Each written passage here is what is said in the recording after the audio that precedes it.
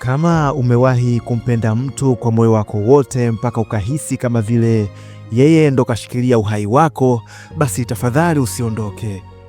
Hii ni simulizi ya mwanaume aliyempenda mwanamke hadi kuvuka mipaka ya upendo. Upendo uliomfanya akamwamini mwanamke wake hata ashindwe kuuliza maswali hata pale alipoona mambo hayapo sawa. Upendo uliomfanya akaamua kubeba mzigo wa mtu mwingine kwa jina la mapenzi.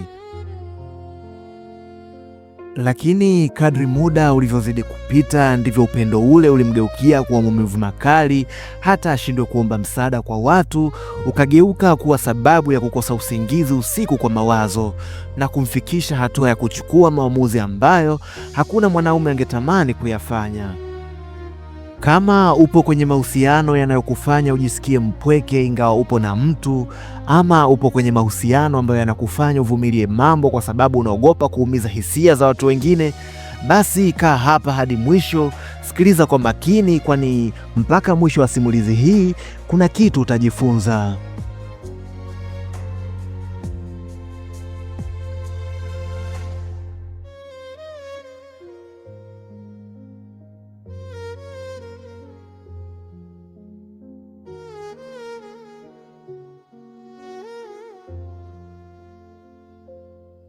Naam, kwa majina naitwa Musa Wanjara. Mimi ni mwanaume wa miaka 38 na ni baba pia wa watoto watatu. Lakini kabla sijafika hapa nilipo leo, kabla sijavaa heshima ya kuitwa mume kwa ndoa halali kabisa ya Kiislamu, nilikuwa mwanaume mwingine kabisa. Nilikuwa mwanaume ninayeamini sana kwenye upendo wa dhati kiasi kwamba nikasahau kabisa kujilinda. Lakini kabla sijaendelea, acha nikupe ujumbe huu. Hakuna mtu anayeingia kwenye maisha yako kwa bahati mbaya. Wapo watakaoingia kukupa funzo ambalo hutolisahau maisha yako yote, na wengine wataingia kukuumiza mpaka ubadilike na kuwa mtu mpya kabisa. Kabla sijaingia kwenye ndoa, nilikuwa kwenye mahusiano na mwanamke mmoja ambaye sitamtaja kwa majina. Sio kwa sababu simjui, bali kwa sababu bado jina lake lina uzito mkubwa sana moyoni mwangu. Wakati tunaanzisha mahusiano na mwanamke huyu, tayari alikuwa na mtoto mmoja na mwanaume mwingine ambaye tayari walishaachana kabla yangu. Licha ya kuonywa na watu wengi kuhusu kuanzisha mahusiano na mwanamke mwenye mtoto ama single mother kama wanavyopenda kuwaita watu wengi, lakini kwangu sikuwahi kuona hilo kama tatizo. Nilimpenda sana mwanamke huyu. Nilimpenda yeye, nikampenda na mwanaye pia, tena upendo mkubwa na kumwona kama mtoto wangu wa kumzaa. Nilipomchukua yeye kwenye maisha yangu, sikumchukua nusu. Nilimpa uhuru wangu wote, kuanzia simu yangu, muda wangu, mipango yangu ya maisha, na zaidi ya yote nilimpa heshima ya kuwa mwanamke pekee kwenye maisha yangu. Mtoto wake pia nilimchukulia kama mtoto wangu. Nilikuwa namlea mpaka watu wote pale tulipokuwa tunaishi walijua yule ni mtoto wangu, na kweli moyoni mwangu nilimhesabu kuwa alikuwa mwanangu. Najua watu wengi hamwezi kuelewa uzito wa jambo hili, lakini acha niwaambie ukweli. Kumpenda mtoto wa mtu mwingine kama mtoto wako wa kumzaa si jambo dogo. Ni kitu kizito mno na kinahitaji mtu mwenye moyo sana. Na kupitia hapa ndipo maisha yalianza kunifundisha, tena kwa maumivu makali. Siku moja bila hata ya kukusudia nilijikuta nimegundua kitu. Sio kwa kuchunguza wala kwa kufuatilia, hapana. Ilikuwa kama bahati mbaya tu. Siku hiyo niliona meseji kutoka kwa baba wa mtoto wake. Mwanzoni nilijifariji nikajiambia ni kawaida tu, huenda ni mawasiliano kati ya mzazi na mzazi mwenzake. Sikutaka kuwa mwanaume wa wivu wa kipuuzi, lakini moyo wangu haukuwa na amani kabisa kuhusu jambo hili. Nilipochunguza kwa undani zaidi, nikagundua hayakuwa mawasiliano ya kawaida tu ya kuhusu mtoto. Kulikuwa na maneno ambayo hakuna mwanaume ambaye angetamani ama angependa kuyaona kwenye simu ya mwanamke wake. Meseji ile ilikuwa ikisema kuwa I love you, na yeye akajibu kwa maneno I love you too. Hakuna kitu kilinichoma moyo kama ile moment. Nilihisi kama mtu amenichoma na kitu kifuani, na kitu kile kikatokea mpaka mgongoni, kisha akavuta na kukichomoa kwa nguvu sana. Maumivu yalikuwa makali sana. Nilijiuliza maswali mengi sana usiku ule. Nimekosea wapi? Ni kipi nilikosa kumpa? Kipi alichokosa kwenye maisha yangu mpaka bado natafuta maneno ya mapenzi kwa mwanaume mwingine? Niliamua kukaa kimya bila kumuuliza kitu chochote, lakini kadri nilivyozidi kukaa kimya ndivyo jambo hili lilizidi kunitafuna kwa ndani. Sikuweza tena kuvumilia, nikaamua kuvunja ukimya. Nilimweka chini, nikazungumza naye kama mwanaume aliyekuwa anataka kuyalinda mahusiano yake, sio kuyavunja. Nikamwambia waziwazi, sikukatazi kuwasiliana na baba wa mtoto wako, hiyo ni haki yake sababu ni damu yake, lakini lazima uheshimu mahusiano yako ya sasa. Alilia sana siku ile, alisema kuwa amekosea, lakini kubwa zaidi aliniahidi kubadilika. Akanipa stori nyingi sana za kutia huruma, za upweke na stori nyingine nyingi za zamani. Lakini kama mwanaume ambaye nilikuwa bado nampenda, nikaamua kufunika kombe na kuchagua kumwamini.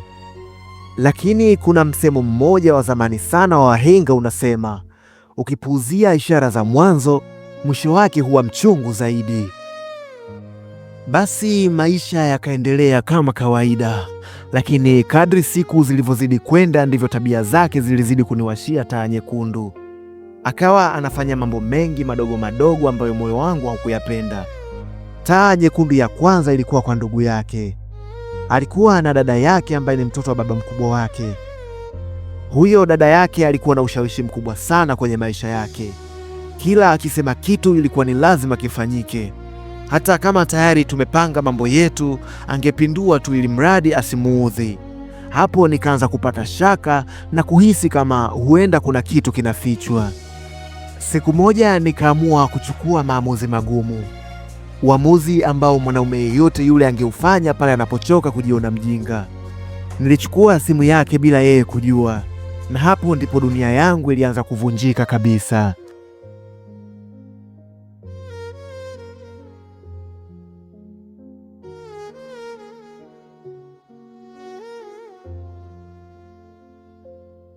Nilipoishika simu yake, mikono yangu ilikuwa inatetemeka sana.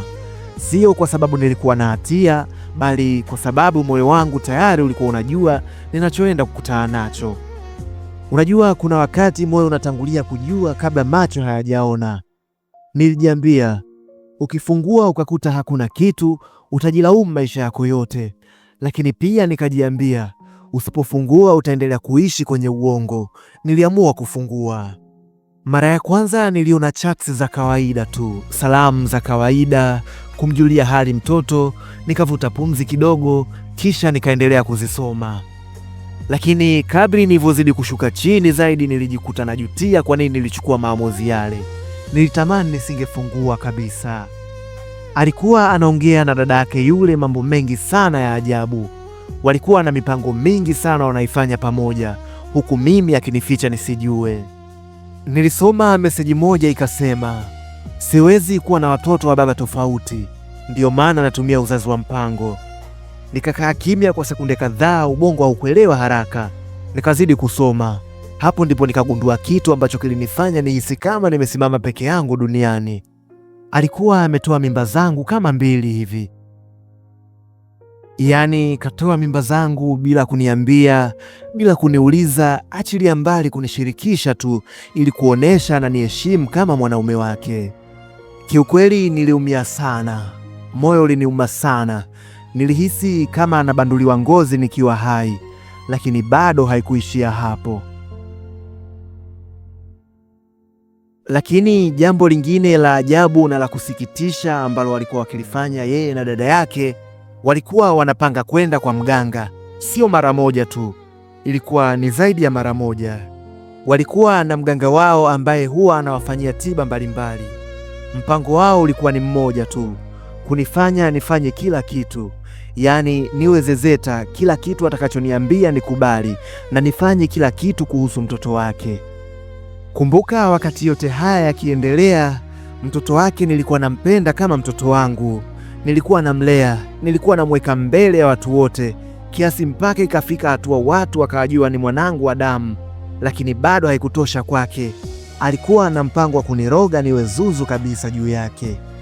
Hapo ndipo nikaamini ule msemo wa Huwezi kumridhisha mwanamke kama hajaamua kuridhika na wewe. Kumbuka, mimi ni Muislamu. Siamini sana kwenye ushirikina, siamini njia za giza kabisa, lakini jambo hili lilinipa hofu kidogo. Nilikaa nikajiwazia kimoyomoyo, kumbe maisha yangu yalikuwa yanachezewa namna hii nyuma ya pazia. Nilikaa pale chini, simu ikiwa mkononi, macho yakiwa hayaoni chochote tena. Moyoni nilihisi kuna kitu kizito kama jiwe kimenikaba. Nilijua nikimkabili vita ingekuwa kubwa. Kama kawaida yake angeanza kujiliza na visingizio kibao, na mimi nilikuwa nimechoka sana na hizi tabia zake. Nikaamua kunyamaza.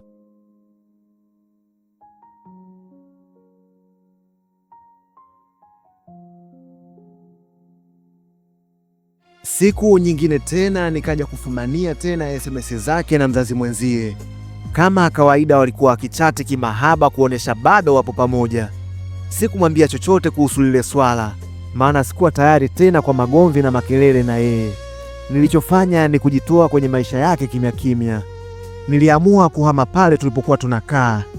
Nikampa taarifa moja tu: kodi ikimalizika, kama utaweza kuendelea kulipa poa, lakini mimi nahama. Sikumpa sababu ya kuhama zaidi ya kumwaga na kuondoka. Baada ya mwezi mmoja kupita tangu kila mtu aanze kuishi maisha yake, siku moja akanitumia ujumbe: nimepima, nimegundua nina ujauzito. Nilisoma ule ujumbe mara 3. Nilihisi kama nimepigwa na kitu kizito kichwani. Sikuwa na uhakika na huo ujauzito, ila sikutaka kutelekeza mtoto. Nilimjibu kwa uaminifu: nitalea huyo mtoto, lakini mimi na wewe sidhani kama tunaweza kuwa pamoja tena. Kwa hiyo kuanzia hapo mawasiliano yetu yalikuwa kuhusu mtoto tu. Nilienda naye hadi nyumbani ili wamjue mwanangu, ili hata kama litatokea jambo lolote hapo mbeleni mtoto asipate shida. Baada ya mwaka mmoja kupita, nilikuwa nimejijenga kwa kiasi fulani. Maumivu yalikuwa bado yapo, lakini nilikuwa nimejifunza kuyabeba. Nikaamua kuoa mwanamke mwingine, mke wangu ambaye naishi naye hadi sasa. Nilimuoa kwa ndoa halali kabisa ya Kiislamu. Lakini kabla hatujaingia kwenye ndoa, nilimwambia ukweli wote. Nilimwambia kuhusu mtoto wangu na historia nzima ya mahusiano yangu yaliyopita. Hakuna nilichokificha. Alikubali na kila kitu kikawa sawa. Nilipoingia kwenye ndoa, nilijipa ahadi, ama niseme niliapia kiapo kwamba sitabeba mizigo ya zamani kuipeleka kwenye maisha yangu mapya. Mke wangu alikuwa mwanamke mpole sana. Hakuwa na makelele mengi. Kiufupi, alikuwa na moyo wa uvumilivu sana. Alijua nina mtoto wa nje, lakini alijua pia mama wa mtoto huyo bado yupo hai, na alikubaliana na hilo swala bila shida yoyote, nami nilimheshimu sana kwenye hilo. Tulikuwa tunaishi kwa amani sana. Sio kwamba hatukuwa na changamoto, lakini tulikuwa tunajaribu kuyajenga na kuyamaliza. Kuhusu yule mwanangu wa kwanza, ama mwanangu ambaye nilimzaa nje ya ndoa, mimi kama baba sikuwahi kukwepa majukumu yangu. Nilikuwa nikimtumia hela mama yake kwa ajili ya matumizi ya mwanangu, lakini pia nikijua mtoto ana shida, nilikuwa tayari kusaidia. Lakini kumbe yule mama wa mtoto wangu alikuwa bado haja move on.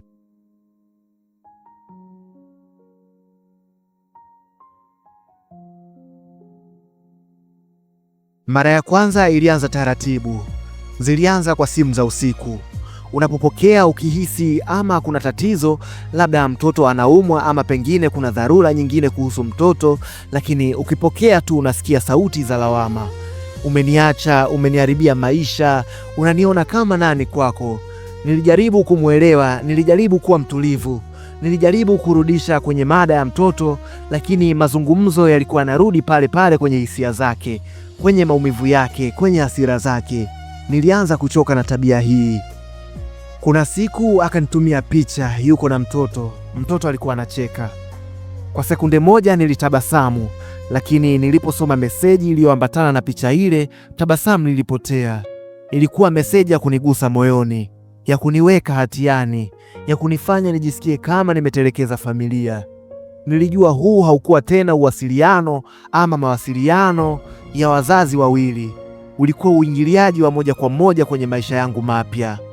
Nilimwambia waziwazi, tafadhali tuwasiliane kwa mambo ya mtoto tu, lakini haikusaidia. Nilianza kumwona mke wangu naye kaanza kuchoka na ile tabia. Hakuwa anasema sana, lakini macho yake yalikuwa yanasema. Kuna siku nilimtumia hela kwa ajili ya matumizi ya mwanangu, lakini yule mama wa mtoto wangu aka screenshot ile SMS na kumtumia mke wangu akisindikiza na ujumbe uliokuwa unasema kwamba sisi ndio tunapendwa. Mke wangu alianza kujisikia kudharauliwa na kuonewa pia.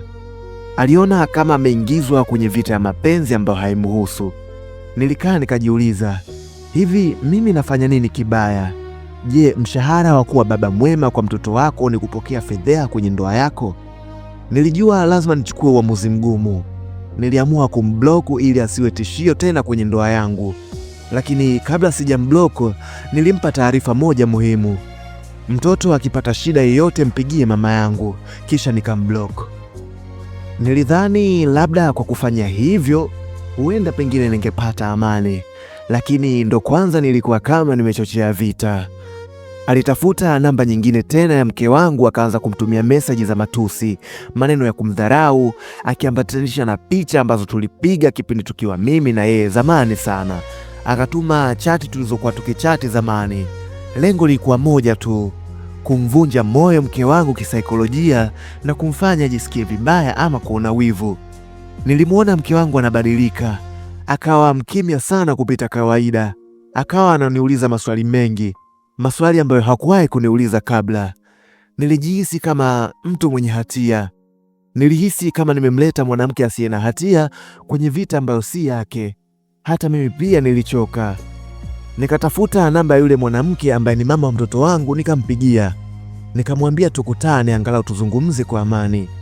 Nilimwambia nitamwambia ukweli wote, kwa nini nilimwacha bila matusi wala kelele zozote zile.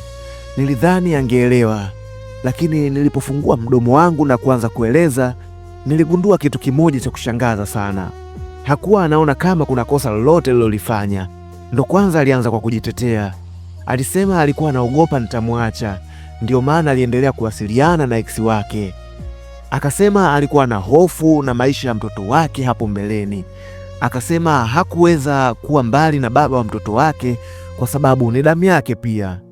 Hakusema neno hata moja kuhusu heshima ya mahusiano yetu ya zamani. Hakusema chochote kuhusu mimba alizotoa.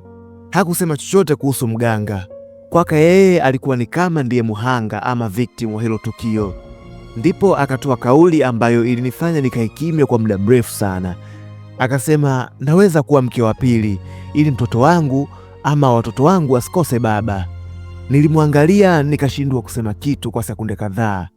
Nilimkumbuka mke wangu nyumbani, uvumilivu wake, heshima yake na subira yake. Nilijua nipo katikati ya njia mbili, moja ya huruma isiyo na mwisho na nyingine ya kulinda ndoa yangu. Baada ya ile kauli ya kusema yuko tayari kuwa mke wa pili, nilikaa kimya kwa muda mrefu. Sio kwa sababu sikujua cha kusema, bali kwa sababu nilikuwa najua chochote nitakachosema kitamuumiza mtu fulani. Nilimwangalia sana usoni, lakini kila nilivyokuwa nikimwangalia niliona tu hofu, niliona sura ya kukata tamaa, lakini sikuona toba ya kweli. Nilimwambia kwa sauti ya chini ambayo haikuwa na hasira, tatizo sio kuwa mke wa pili. Tatizo ni kuwa mke, lakini mke ambaye hana uaminifu, na hilo halijawahi na haliwezi kubadilika kwako. Nilimkumbusha kila kitu, sio kwa kumuumiza, bali kwa kumrudisha kwenye ukweli.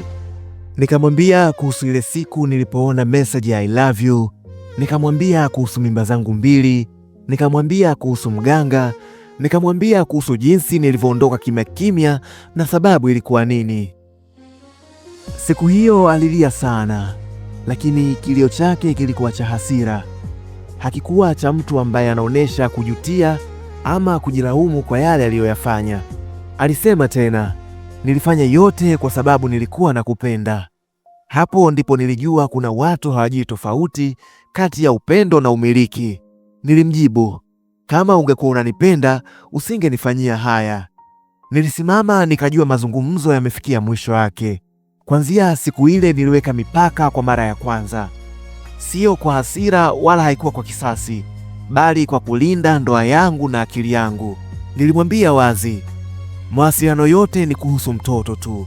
Hakuna simu za usiku, hakuna meseji za hisia, hakuna mawasiliano na mke wangu. Kila kitu kifanyike kwa heshima. Sikumwacha mtoto, hilo halikuwahi kuwa chaguo langu. Niliongeza juhudi zaidi kama baba. Nilihakikisha mtoto hapate shida, lakini nilihakikisha pia mke wangu hahisi kama anaishi kwenye kivuli cha mwanamke mwingine. Haikuwa rahisi. Kulikuwa na siku mke wangu alikuwa anakaa kimya, nikimuuliza anasema yupo sawa, lakini najua kabisa hakuwa sawa. Kulikuwa na siku pia nilijihisi nimechoka sana kisaikolojia. Nikajiuliza, je, ningefanya nini tofauti kama ningekuwa mwanzo? Lakini maswali hayabadili kilichopita. Kile kilichonisaidia ni jambo moja tu. Nilisimama kwenye misingi. Nilichagua ndoa yangu. Nilichagua amani ya nyumba yangu. Nilichagua kutokurudia makosa kwa jina la huruma, kwa sababu huruma isiyo na mipaka hugeuka kuwa mateso kwa mtu asiye na hatia. Mpaka leo hii bado yule mama wa mtoto wangu anaumia sana. Najua sana hilo na siwezi kusema sioni, lakini kuna ukweli ambao nililazimika kuukubali. Sio kila maumivu unatakiwa kuyaponya wewe. Kuna watu wanahitaji kukaa na matokeo ya maamuzi yao ili wajifunze. Mke wangu naye amehangaika sana.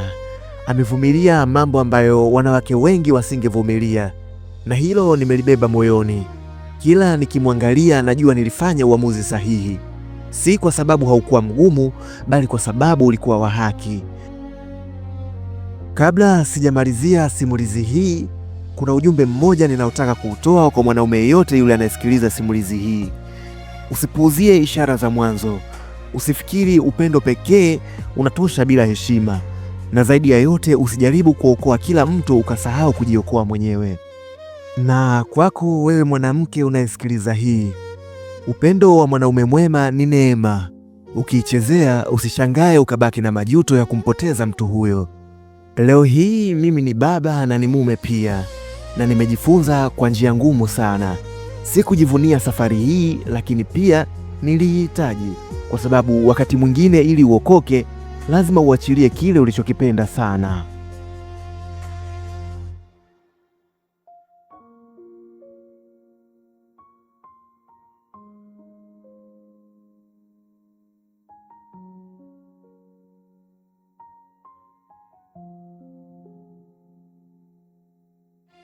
Naam, kama simulizi hii imekugusa, imekufanya utafakari au imekufungua macho, tafadhali subscribe kwa YouTube chaneli yetu, share angalau na mtu mmoja ambaye anahitaji kusikia ukweli huu. Naamini maisha yanafundisha, lakini gharama yake huwa ni maumivu makali sana.